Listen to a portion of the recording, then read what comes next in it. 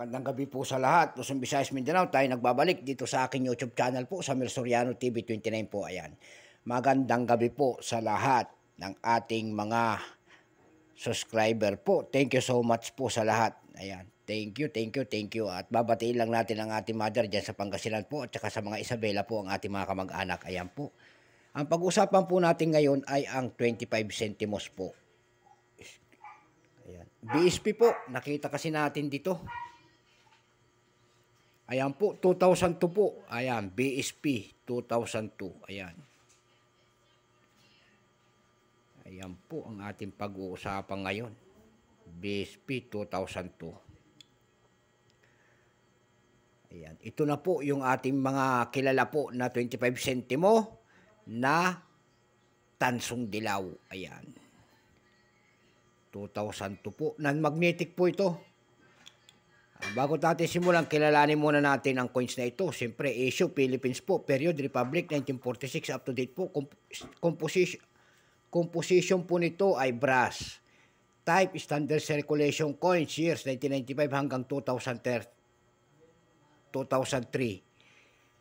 Dapat ang year nito ay mula 1995 hanggang 2007, pero binukod po nila yung ating 1995 at saka 2003 na non-magnetic. Yung magnetic naman po magsisimula po sa 2003 hanggang 2017. Ayan, nasan yung ating magnet? Hindi po ito namamagnet. Ayan po, hindi siya namamagnet. Ayan. Ayan. May bigat po itong 3.8 grams. May haba po itong 20 mm. May kapal po itong 1.5 mm. Ayan po.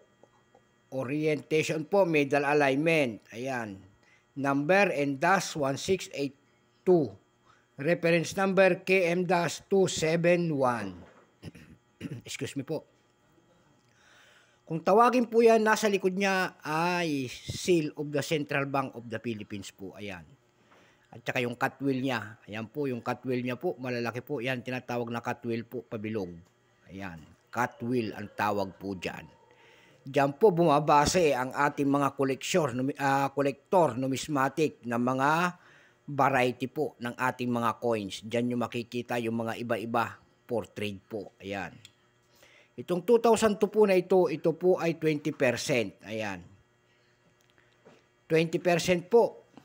Wala pong mintage kasi ginagamit pa.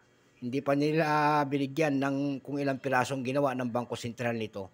Pero may selling price na doon sa ating numista, yung Fine 11, Very Fine 12, extra fine po nito ay 15 pesos. Dumako naman po tayo doon sa ating EB.com po. Doon sa EB.com po, nakakapresyo na po na ito, nagbebenta po ng 300 pesos. Doon naman po sa carousel po, yung error coins po, pinaresyohan niya ng 500 pesos, yung 2002 nito. Ito po, ating hawak. Ayan. At saka meron tayong nakita doon, 250 pesos at saka isang 60 pesos only. Ayan. Naliwanagan tayo ang presyo nito kahit maliit po, ay may presyo na. Ayan. So hanggang magandang gabi po sa lahat. Luzon, Visayas, Mindanao, kung saan kayong panig ng mundo po. God bless po sa lahat. Bye-bye.